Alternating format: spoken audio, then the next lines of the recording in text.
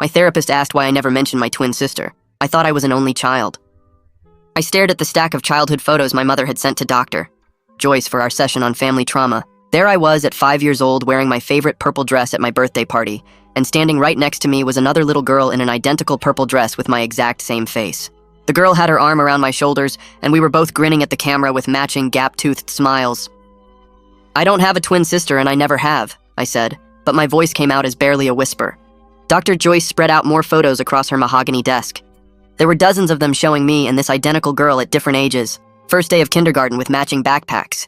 Christmas morning in matching pajamas. A swimming pool party where we wore the same polka dot bathing suit.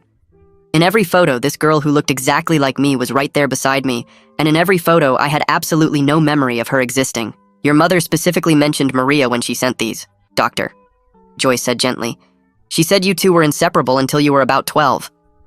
I picked up one of the photos with shaking hands. The girl definitely looked exactly like me, but I would remember having a twin sister. "This has to be some kind of mistake, or maybe these are doctored photos," I said. "My mother has been having memory issues lately, and maybe she's confused me with someone else's family." "Doctor." Joyce pulled out her tablet and showed me an email. "Lydia, your mother wrote very clearly about Maria. She said Maria was always the outgoing one while you were shy. She said Maria protected you from bullies and helped you with your homework." The email went on for 3 paragraphs describing our supposed relationship, but none of it rang even the smallest bell in my memory. I left therapy in a complete daze and drove straight to my mother's house without calling ahead.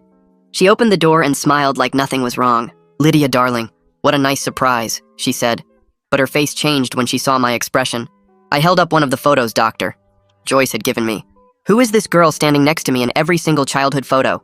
My mother's face went completely white, and she gripped the doorframe for support. "You remember Maria?" she whispered with tears already forming in her eyes. "Mom, I don't remember anyone named Maria, and I need you to tell me what's going on right now." She led me into the living room and sat down heavily on the couch. "The doctor said you might remember her someday, but after so many years I thought it would never happen," my mother said. "You and Maria were inseparable from birth until the accident when you were 12. I felt my chest tightening with panic. "What accident?" My mother pulled out a photo album I'd never seen before, filled with hundreds of pictures of me and this identical girl. "There was a car accident on the way home from summer camp. Maria didn't make it, and you were in a coma for 3 weeks. When you woke up, you had no memory of her at all. The doctor said it was your mind's way of protecting itself from the trauma."